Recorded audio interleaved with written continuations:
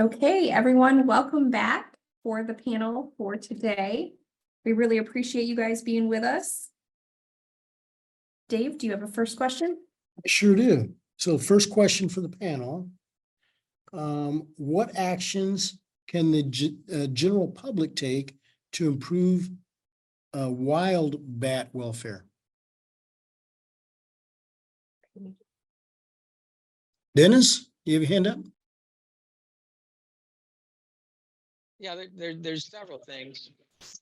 And I think we get these in our closeout on that last slide. Simple things like putting up a bat house, joining a bat conservation organization, supporting local land trusts for the acquisition of habitat.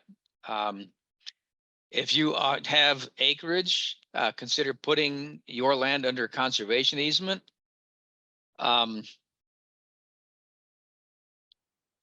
What are some of those other things we had on that list?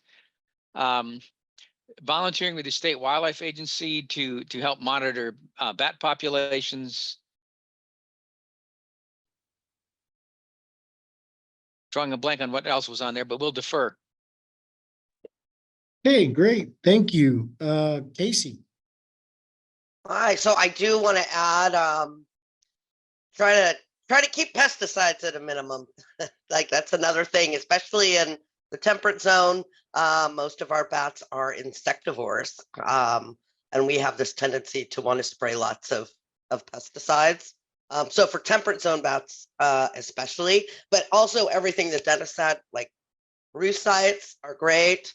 And if you are in a region that has like Florida, for example, with like UMUPs, the Florida bonneted bat, it's even easier because everyone except for maybe some older gentlemen can hear them. So you can actually hear the bats in your backyard. So in regions in the South that have some larger molluskids, you can do bat listening without even having to have a bat detector. That's it. Thank you. And Leslie, you have your hand up. You're muted, Leslie.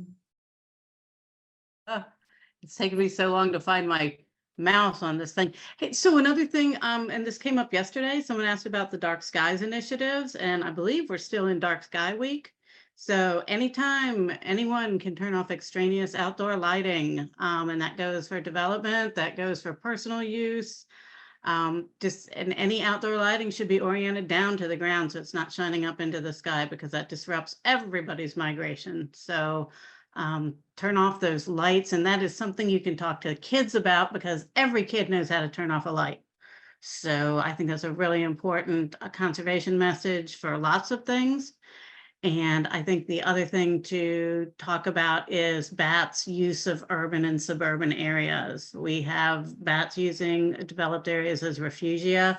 So you don't have to go out into the wilds to find bats. I mean, you can stand in your own backyard and enjoy what's out there and appreciate it.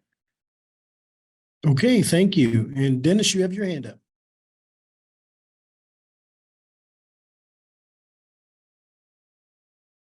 Wanted to add a couple of more things. Particularly, we've all got interested in bats, volunteer to do bat programs. The education is critical. And the other thing, if you've got a dead tree in your yard, don't cut it down. I mean, Jackie and I have 3 dead trees in our yard, all of which were tall enough to hit the house. And when we just contracted somebody to come in and take out the top, so it's a height that will not hit the house. So we've got some that are 20 feet from the house, others that are 60 feet from the house, and the tops have been taken out because those dead trees are really good bat roosts for a lot of our small insectivorous bats. Okay, thank you. And Leslie, you have your hand up?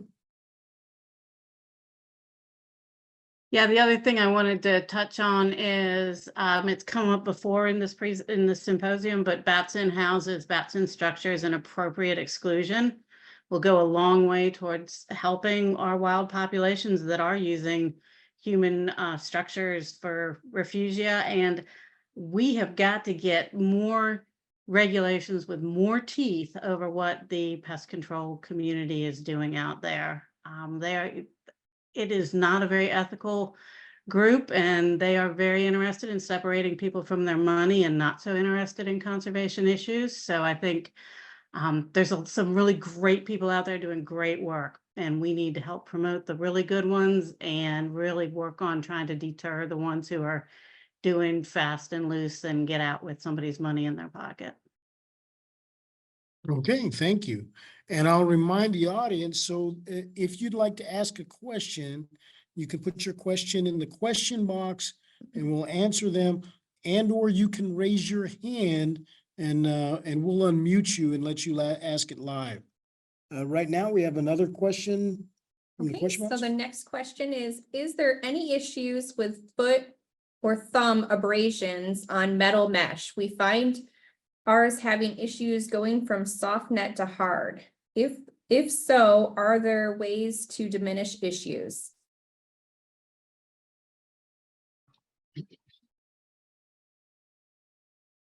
Want to take a crack at that question? Oh, Amanda?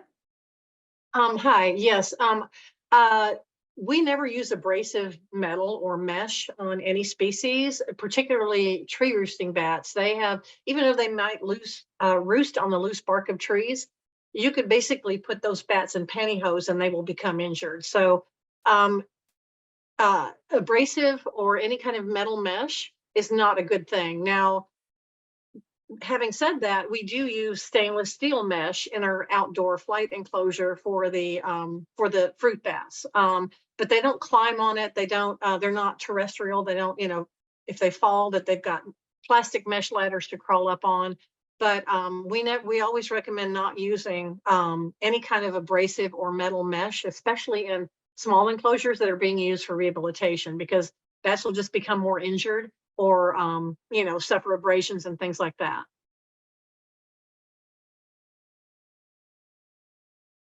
Okay, thank you. Anyone else?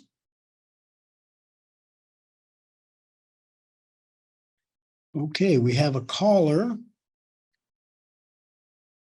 And caller, go ahead. Answer your question. You're unmuted.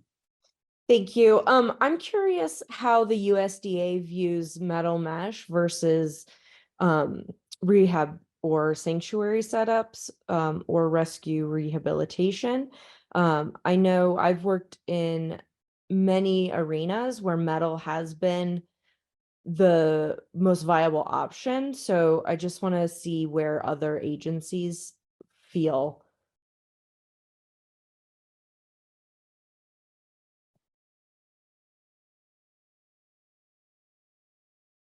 Yes, Leslie, go right ahead.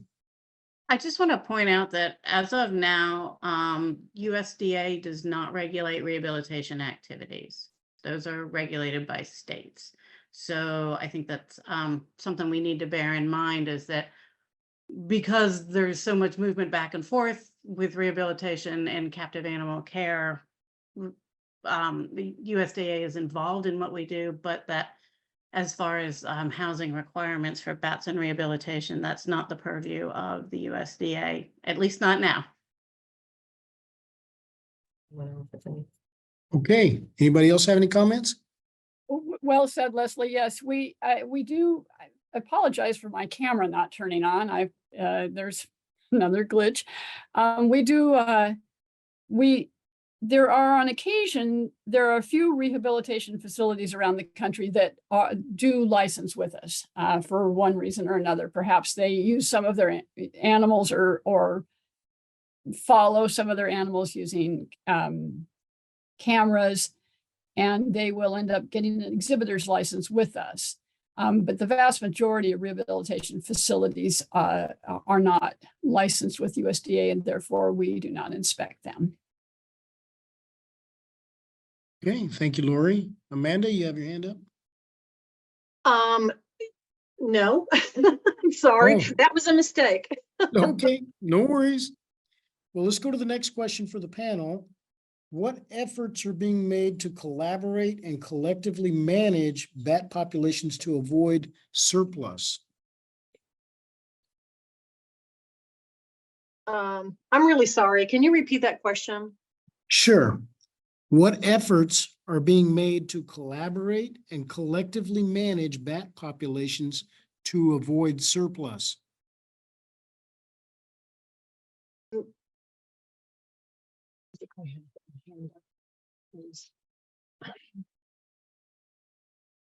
Anyone want to take a stab at it? Yes, I will. Go right ahead.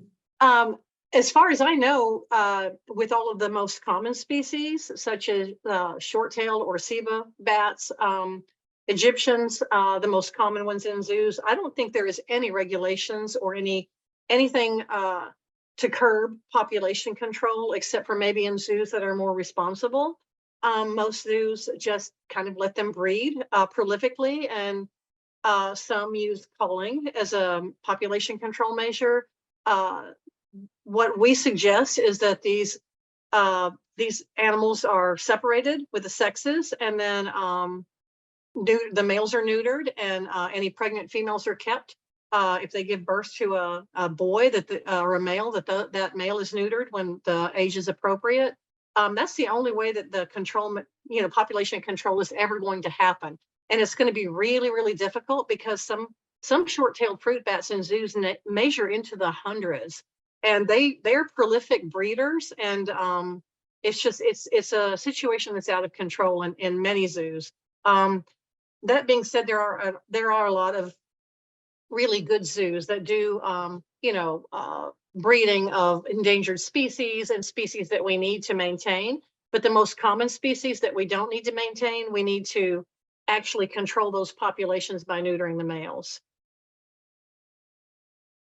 Okay, thank you, Amanda. And Casey, you have your hand up. Yeah, I'll just add, I mean, I think she kind of made it clear. So like Corolla, the little fruit bats, and our larger pteropodid fruit bats, those guys mate like crazy in captivity. But most of the other bats, the biggest problem, particularly for trying to revive a population, is that they don't breed in captivity. So, it really depends, if only we could just swap some reproduction around. But I do want to highlight that with my whole, a bat is not a bat is not a bat. That, you've got your fruit bats that breed, and then you've got, the other ones, especially your Vespertilionids, getting those guys to breed in captivity is extremely difficult. Okay, thank you. All right, I think we have a caller. Nicola, I think you're unmuted. Go ahead. Hi. Yeah, we were just wondering, we're from the UK and most of our bats are protected. We were just curious, what does the future look like for the CDC regulations for bats and the pet trade? And yeah, we're from Durham Wildlife Trust, just to put us out there. Okay, thank you. Anybody want to? Oh, go ahead, Amanda.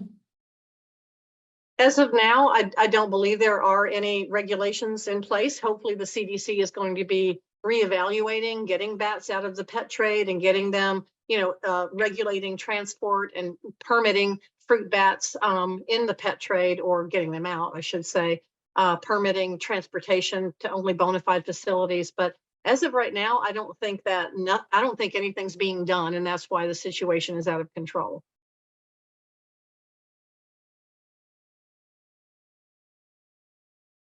Okay, thank you. Next question. Are there particular enrichment items that should be avoided with bats due to safety or health concerns?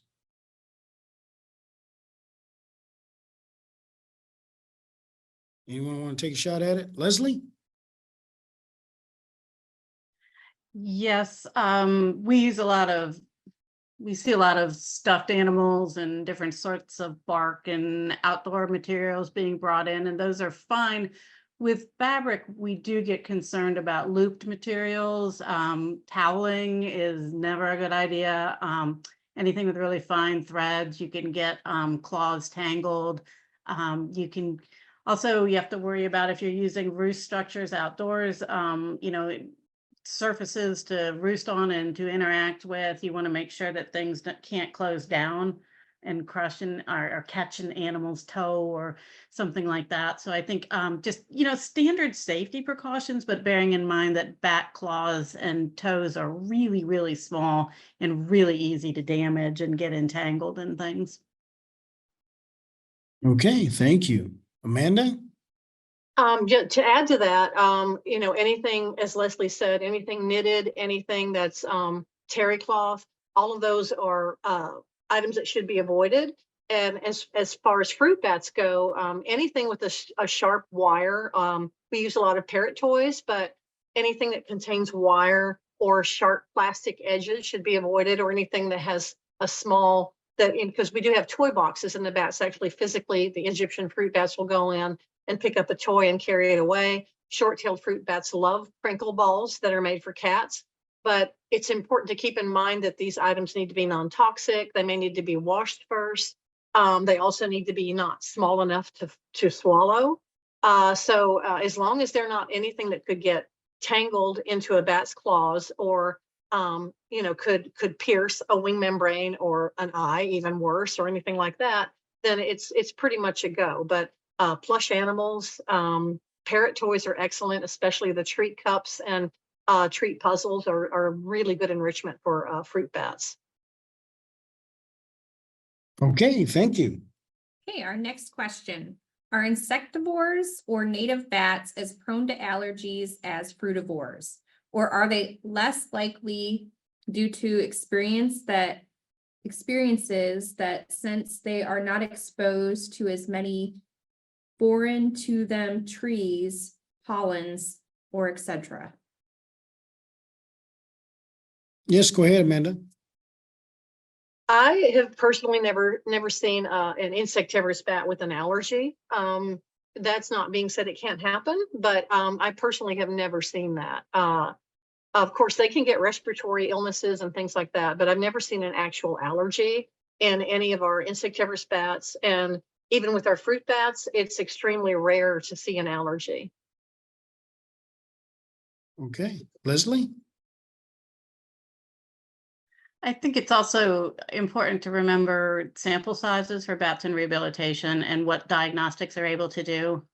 So when we've got our native insectivores, they are by and large going to be in a rehabilitation situation or in a very small exhibit colony. And so I don't think you're just not going to be able to find those things necessarily. And if you do have a individual who's having a recurrent respiratory issue, we've actually had one who it turned out that it wasn't an allergy, it was a rostral tumor that was pressing on the inside of her nasal cavity. You don't even know what that is until post-mortem. So yeah, I just don't think we have enough data to say one way or the other. So but I would suspect not so likely with native animals that are indeed adapted to the landscape they happen to be in. Okay, next question.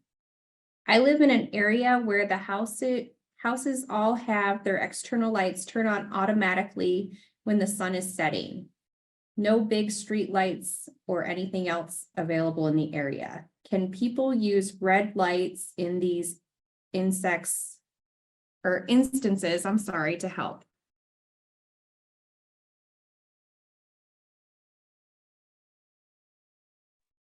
Yes, go ahead, Leslie.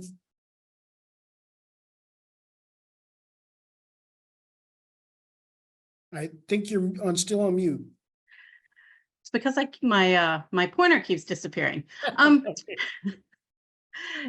Yes, there's some towns, I believe in the UK, have utilized red lights to help with bat passage at night. We use red lights here on our property on security sensors, and we do see an awful lot of bat activity even when those are on. So I think it's a good idea, but I think even more importantly is talking to people about we don't need all this light. It's not really a safety issue. You don't need to know every time there's a cat walking through your yard. So I think people using more judicious use of lights and making sure they're shielded. So if you do need them, they're pointing at the ground and not pointing out onto the streets or up into the sky. So I think it's more a people education issue rather than trying to combat it with technology, if that makes sense. Hey, thank you. And Amanda? Yes, well, it's interesting because I do know that red lights work, as Leslie said, that there's still a lot of bad activity. But here in the sanctuary, in the indoor facility, we do use red lights at night when we go in to double check the fruit bats and, do our nightly routine. And if those red lights are accidentally left on, the insectivorous bats will not fly. I'm talking freetails or Tiderda.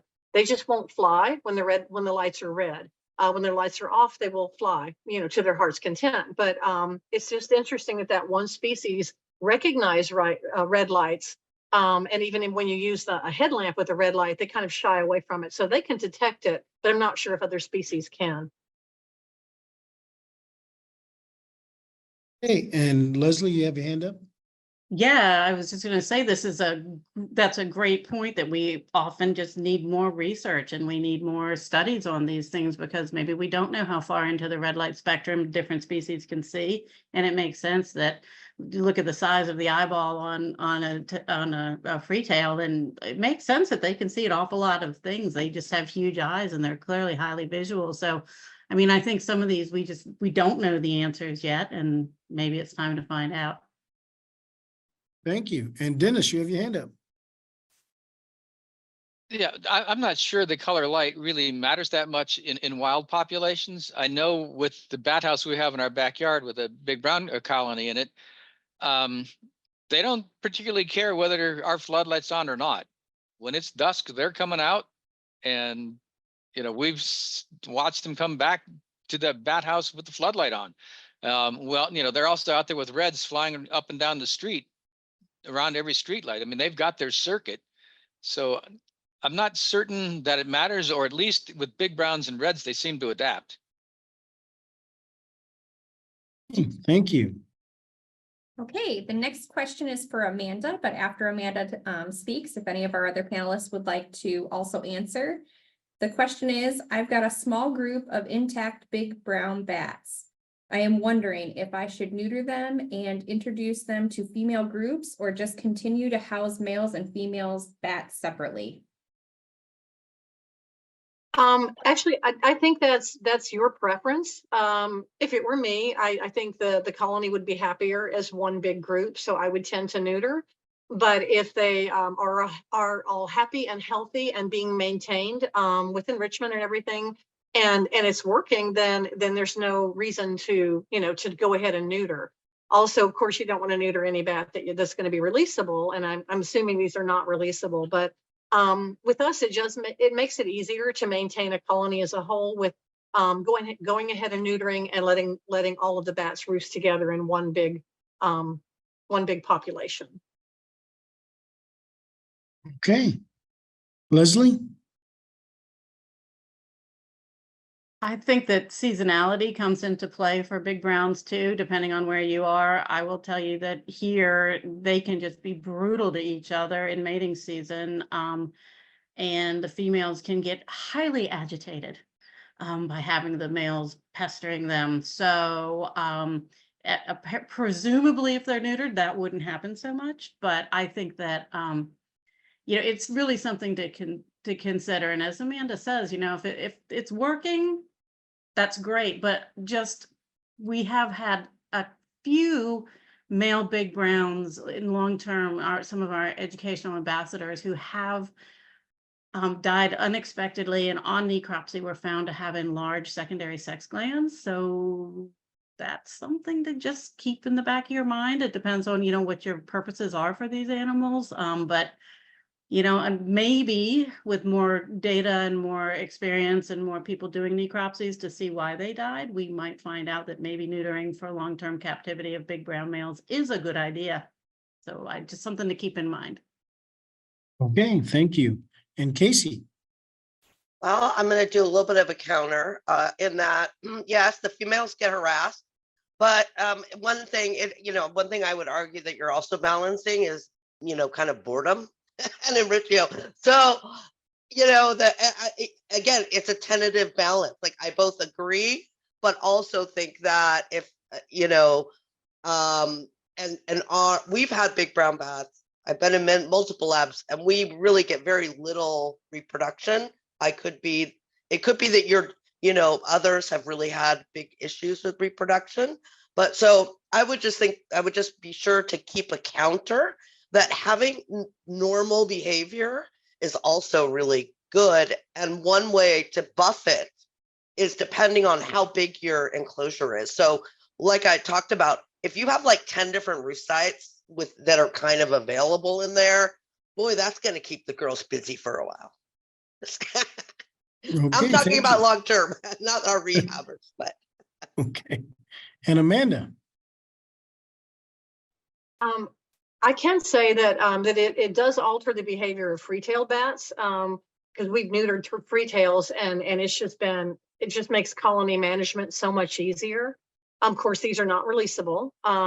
But yeah, and as far as big browns go, I think you know, reproducing could be an environmental, as far as providing the enrichment and maybe habitat that is really close to normal also encourages them to act more normally and go ahead and reproduce if they're going to. But that being said, you know, there's an alternate method of doing it, and that's just not just keeping them separated during the stages of reproduction or when they're reproductively active, and then putting them together when they're not. So maybe that's another way to work it. Maybe a third option, but yeah, I think it's going to be up to you and your setup and exactly what you want to accomplish by, you know, and how hard it is for you to maintain 2 separate enclosures versus 1 enclosure. Okay, thank you. And I think we have a caller. Corky, go ahead with your question. I believe you're unmuted. Yeah, I was hoping that someone could talk to enrichment for long-term insect-eating bats. We talked a lot about the fruit bats and enrichment. I did hear Amanda say, of course, interaction with the other bats in their colony, but I'm wondering if there's other things as well that y'all would suggest. Okay, Amanda? Yeah, I believe that Leslie really touched on a lot of enrichment items in her talk, which she gave some wonderful ideas. But yeah, using little plush items that they can crawl into and around and on top of different surfaces, such as maybe bark, anything that's, you know, like a plush item versus more silky item, or, you know, a fabric item or something made out of like a sweatshirt material. All those are different. They have different tactile enrichment. So those would help. And even including vines. And if you have a flight enclosure, you can include vines that hang down inside the flight enclosure. And if you want a bat to practice or get better at flying, you can move those vines around occasionally because they won't hurt the bat if he bumps into them. And it's going to help to increase echolocation skills and things like that, especially for juveniles that are being trained to be released. So there are a lot of different fabrics and things that you can use, as well as even reptile rocks, things that are made of resin that appear to be rocks, make a lot of great enrichment items for bats. I think they're used for reptiles mostly, and some have magnets on the back, so it makes it a lot easier to hang them if you have a magnetic background, like what we do in our little insectivorous bat cave. Okay, thank you. And Leslie?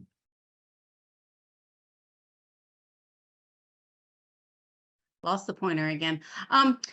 So the other thing to consider too is that you can swap enrichment between enclosures. So, you know, we do it a lot with males because they seem very interested in what another male might be doing. So particularly for our overwinter ones, as we're going into, you know, they're starting to slow down, but they still need something to keep their brains going besides eating. So we'll swap enrichment so they smell each other even if they're not in physical contact. Just having other bats in nearby enclosures so they can hear conversations, and open the windows if you can, if the temperature allows. And even when it's getting, especially when we're getting into winter, I keep those windows open until the inside starts to freeze practically, because that's enrichment of them feeling temperature changes. Yet tactile stuff has already been mentioned is great, but scent stuff is good, add something to their water every so often. Amanda mentioned changing up the flavor of the mealworms. So there's tons of stuff that you can do to get them interacting with their worlds a little bit more and a little bit happier. And then if you do have space, the other thing you can use besides the silk foliage and vines, which we also use a lot, is pool noodles. You can cut them to all different heights. You can make them into loops. You can just dangle them all over the place. And I wrap them in different things. And I actually have bats just landing and swinging on pool noodles. They seem to enjoy it. So I think those are some other things you can incorporate. Okay, thank you. And Casey, you got your hand up. Yeah. So I mostly just want to say awesome to both Leslie and Amanda, but particularly keeping the idea of getting some smells in there, swapping the smells around, because another thing you can do when we were talking about putting the males with the females is adding some smells from, if you don't want to put them together, that is going to make their social world. It's like, right. For a bat, a highly social bat, that their brains go wild. And I think we did mention that, and I'm sure Leslie talked about that. It's not just the fabric and Amanda, the tactile aspects of potential roost sites. But another thing is having roost sites of different sizes that you can swap out. So because that kind of messes with who hangs out with who.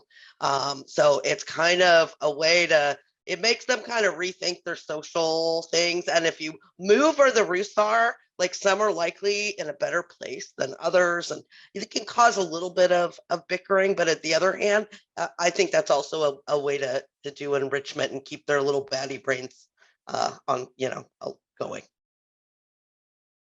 Okay, thank you. Next question. What are the biggest challenges to transporting bats over very long distances, such as trips that may last more than 24 to 48 hours?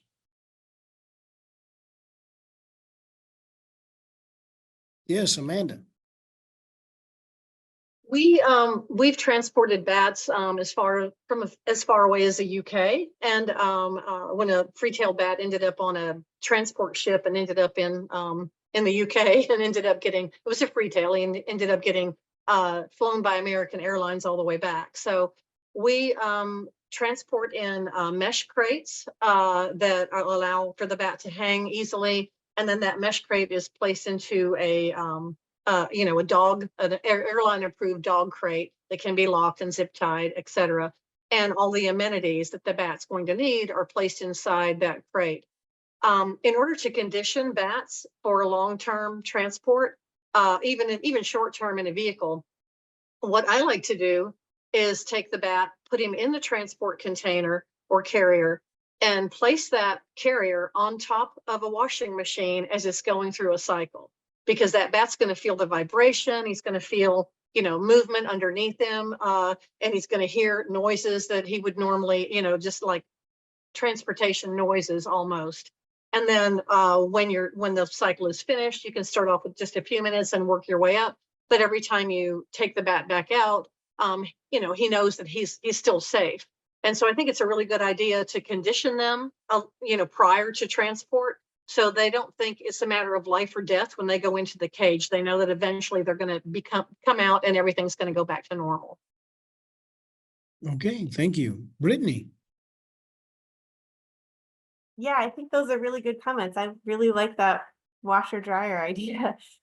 Similar to that, I've heard of institutions, similar to what a lot of zoos do with other animals, is just placing the crate in the enclosure so that they can play on it, they can crawl in, you put food in there, they get used to it, and they understand that that's not necessarily a scary thing. So by the time they do get put in there for transport, they're used to it. Another thing is, if you're going to be going on a really long transport, you want to make sure that you have enough fresh food to last that trip. So you're making sure that you have coolers and adequate supplies, and hopefully a little extra just in case something ends up taking longer than you expect. If you're in a vehicle, I do love the thermoelectric coolers. over the regular coolers. That way you can just plug it right into the DC outlet in the vehicle. You don't need to keep topping up ice along the way. Things won't get soggy if there's a leak or anything like that. And as Amanda mentioned, you know, with those double crates, the interior mesh, you want to make sure there's the decent gap between the mesh on the bottom and the bottom of the crate, because you know, bats poop a lot, and if you have a lot of bats in a crate for a long period of time, there's going to be a certain amount of fecal production, and you want to make sure that that can fall below the mesh so that it is not impacting or, you know, coming in contact ideally too much with the bats or the food that you're providing. So those are kind of the biggest things that I think of, and making sure that you have all the tools you need to manage them. So making sure that you have scissors and lots of extra zip ties so that you can safely enter in and, you know, top off the food and then re-secure it again. Maybe having some pillowcases or something to kind of cover those areas that you're opening to try to prevent any escapes and stuff like that. So those are my top tips that I'm thinking of. Okay, thank you. Amanda. Just to add to that, I would also make sure that, you know, water is provided along with the fresh food. Insectivorous bats are going to be a little easier to manage for a long term, because if you keep them a little cooler, they're going to go into torpor and they're not going to need food and water as often as fruit bats would. So for that, you could just place, you know, a small drip water like for birds. And that would probably be adequate for an insectivorous bat. For a fruit bat, if you're not going to be able to check on them, such as like an airline, then I would make sure to put food in a dish and also then add water to the dish of food.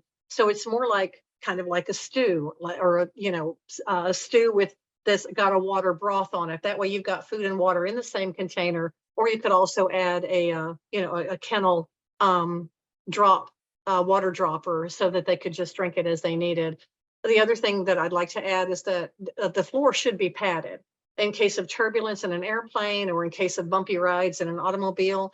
That way they can fall right onto the padding and climb back up. And if it is an automobile, then we also recommend using a seat belt and strapping that container or the enclosure down tight in a seat belt. That way it's not, if you happen to slam on your brakes, the bats inside are going to probably be forced against the mesh wall, but at least they're not going to fall on the floor of the automobile. So that's just another safety measure that I would recommend. Okay, thank you. And Brittany, you have a comment? Yes, just kind of feeding off of that. I forgot to mention, I do love that kind of mush idea too. So especially for those fruit eating bats, if you can make a nice mushy, concoction in a bowl, that's a great way to keep hydration, because, as much as I love Lixits for travel and everything, I have found that if, bowls slosh, so people tend to want to use Lixits, but those will drain out with the vibrations of the vehicle almost instantly. And I find myself, filling them because they're completely empty at every single gas stop, and they do empty out pretty fast. So yes, finding alternative methods for getting hydration into those animals is pretty key. Okay, thank you. And we have another caller, Nicola. I believe you're unmuted. Hello. I would really love to explore kinship in our large fruit bat colony. Is it common to see dominant male fruit bats allow juveniles, whether they're related or not, to feed from their dominated feed area, but deter adult males and females?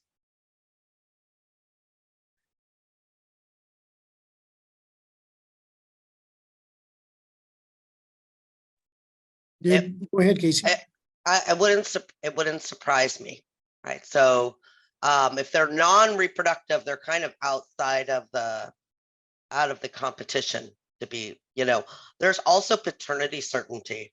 So particularly while they're still juveniles, if they've bred in that colony, the bat doesn't know if the pup is potentially theirs.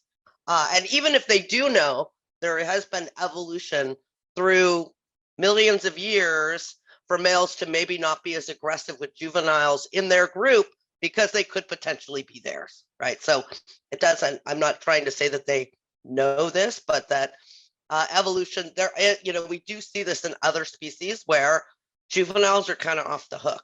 But boy, once they go through puberty, all bets are off. Okay, thank you. Okay, next question is, I was told that Ecometer Touch 2 is not that accurate. I used to use it for night programs and tours. What devices would you recommend? Yes, Leslie. So I've taken quite a few acoustic monitoring courses lately because we actually are we're expanding our public acoustic monitoring programs quite a bit if we ever get the actual money. But none of them are accurate. None of those instant, this is what it is, are accurate. You have to run everything through an acoustic an analysis program, and you have to use high-end stuff, and it has to be done by scrubbing out all the junk files. So if you're doing these for walks, the most important thing, if you're trying to collect actual data, that the mic has to be 6 feet in the air so you're getting clean recordings, that's going to help. But the other thing to understand is that while these bats are talking or not echolocating, a lot of their calls are going to cross spectrum. So you might have a red bat using the exact same looking thing as a big brown might in certain circumstances. So if you're under clutter, all bets are off. I've been standing there looking directly at a red bat and had the echometer identify it as 5 different things, because each time that bat made a pass, it was doing something slightly different acoustically. So I don't think using these for education to get at species while you're doing that public education piece is nearly as important as being able to say, look how cool this is. And yeah, that might not be the right species right now, but here's why. And so I think you can really take that and make it a teachable moment to talk about just how complicated what they're doing is. And I mean, at least for where I'm standing, some of them are really stereotypic, like I can spot a tricolor call. It just is what it is. And I can tell one of the myotis from a big brown. And oftentimes I can tell the reds because they're kind of all over the place, but that's the end of it. And that's okay. I mean, I don't think we necessarily, I know it drives birders crazy because they want to know exactly what everything is, but for most of the public, they're just happy that there's a bat flying around and that they can see a spectrogram and, you know, maybe hear it's slowed down into a tonal range that we can listen to. So I don't fault the echometers, but I don't really think there's anything much more accurate unless you're like in the UK and they've got the people who can listen to heterodyne calls and be like, oh yeah, that's a blah blah. I just think for at least here in the US and Canada, it's what we have and it makes it accessible. So let's keep using it. Okay, thank you. Casey. Yeah, so I do a lot of this, a lot of acoustics. I couldn't agree more with Leslie. For number one, no, none of them are very good, but depending on your region, you have a pretty good idea. Like, oh, it comes up with, one, you can narrow down the number of species that you have selected, right? Because the species distributions are often wrong, right? The other thing is so I guess what I'm trying to say, for education purposes, go ahead and leave the ID on, or you can turn it off because you're probably going to recognize the 4 most common bats that are flying around anyways. And those calls are going to be so different. Like you've got a myotis that flies by versus a silver hair bat that flies by. Even someone who's never seen an echolocation call can see how different they are. And that just blows their brains because it kind of puts in this whole, a bat is not a bat, it's not a bat. I know I keep coming back to my theme, but how different they are, because to the public, a bat's a bat. And we're kind of saying, no, a bat isn't a bat. Our identification is getting better. I've had to essentially develop my own identification. And a side note, and this could be another whole, I've been on this, but part of that is because the calls that are used as their classifiers are what I call oh shit calls. I'm sorry about my French. That is, they hold on to a bat and they're like, go, and they let the bat go and the bat goes, and they're like, oh, look, there's the standard. We know that this is the right bat species, right? So keep that in mind with, not only is there a problem in distinguishing the calls, we also have a huge problem in having our calls to standardize against, because we want to make sure it's the right species. But to do that, you're releasing a bat from the hand that you've captured. But that said, as Leslie said, I use this all the time. And I even use it with my undergraduate students. We've been looking at the effect of climate change on bat populations at the park next to Johns Hopkins in downtown Baltimore. We have tons of bats there. And I'm doing a bat night next week. And so even if it is not the most accurate in the world, it's still one of the most fantastic tools we have for the public. Okay, thank you. Sarah? Thanks. I've been going a little nuts here trying to answer a couple of the questions. So I want to just step back for a second. While it's true that the USDA doesn't regulate rehab, we do regulate some rehabbers who also exhibit. And we want to make sure that you understand that when we're regulating, we're doing it based on the standards in this book, which I am trying desperately to show you on the camera. The Animal Welfare Act, the Blue Book, Subpart F is where the standards that bats fall under are listed. And we do not have a standard that says that you cannot use wire as the walls of your primary enclosure. We regulate based on your ability to be able to keep your bats safe and healthy and happy. And there are some species for whom that is absolutely okay to use. I have seen many species housed in wire-walled primary enclosures. That being said, I also respect the good work that everybody does here and their experience in making bats' lives better. So I encourage everyone to consider the suggestions here about what to use. I also wanted to just encourage everybody to go back and look at the transport regulations. There are some differences between the IATA recommendations and the USDA recommendations, as I'm sure Dr. Rizzo wrestles with all the time. Here's a reminder, enclosures need to have solid bottoms. There needs to be something that catches the wastes, and you need to ensure that there's good ventilation on all sides. That being said, I'll duck out again, and thanks for letting me go back in time a little bit. You can always email us with more specific questions, and I'll just put in a plug as well for the fact that we do have a transportation specialist, Chad Moore, who would be more than happy to answer any questions on outreach about transportation from a USDA perspective. Thanks a lot. Okay, thanks, Sarah. Dennis, you have your hand up. I do. I'd want to get back to the echometer discussion. Jackie and I do have an echometer, and yeah, they're not accurate. We all know that. And even these acoustic programs that U.S. Fish and Wildlife Service relies on aren't accurate. We lead a monthly evening hike in a local park, and we've got basically antique bat box 3s.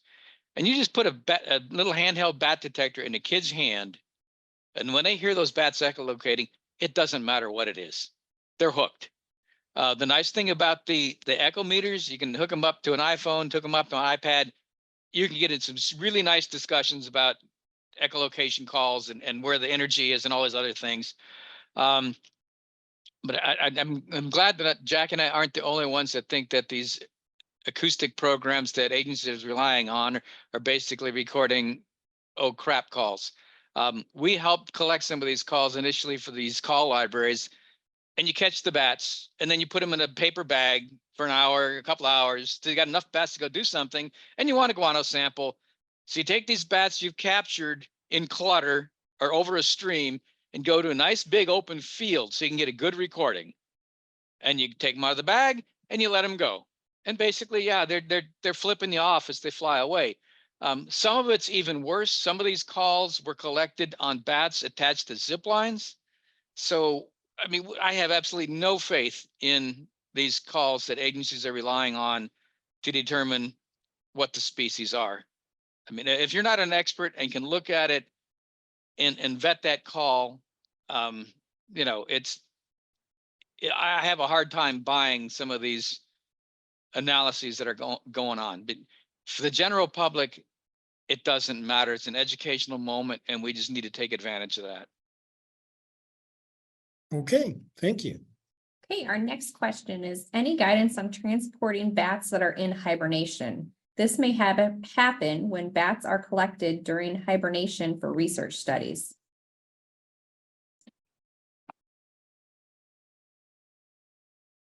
Can I take a shot at this? Sure. Just a plug to remember to talk to your attending veterinarian at your program for some guidelines and some discussion about acclimation. And to please note that it is really important that when you are doing that kind of a transport, if it is associated with something like a research program, you need to make sure that that is detailed in your institutional animal care and use protocols. Thanks.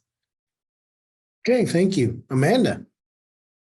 The only thing that I would like to add to that is that any bat that's being transported that was in hibernation is probably going to wake up, and that's going to burn up a lot of fat reserve, and that's going to cause an issue if the bat is placed back into hibernation in a situation. So that bat's going to need to plump back up, get rehydrated, and basically be conditioned to go back into hibernation, because they do burn up an awful lot of fat when they're awoken from hibernation. And if you're going to transport a bat, that bat is going to wake up.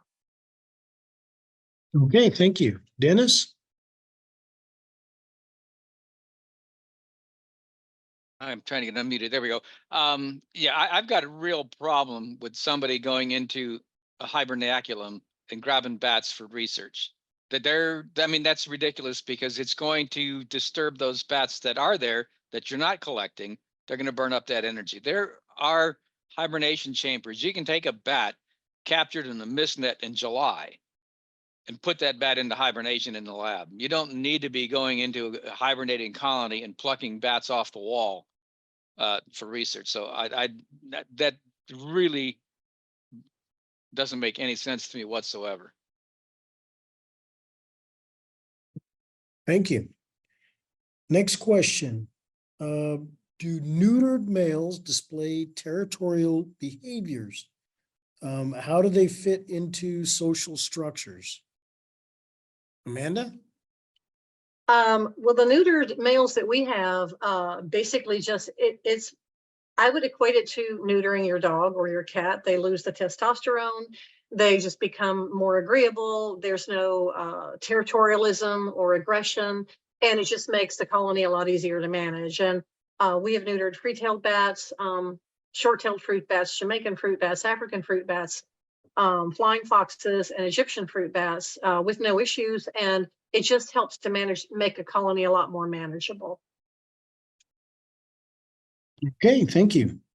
Okay, the next question is, what lighting do you recommend for exhibits with cave roosting bats? I have heard of people using red light. We use blue.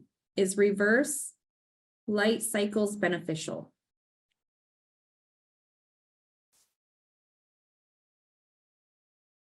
Yes, go ahead, Amanda. Actually, I'm not sure which species of cave roosting bats, because that's going to make a difference. If it's insectivorous bats, then it's my personal opinion they should not be on display in the first place, because they're not going to survive very long. But if it is fruit bats, it's just going to depend on the species. And so it's a hard to answer question unless we know the exact species. Okay, thank you. Okay. The next question is, does anyone know of UV penetrating glass, and have you used it successfully? And I want to correct that as a follow-up for the penetration of UV.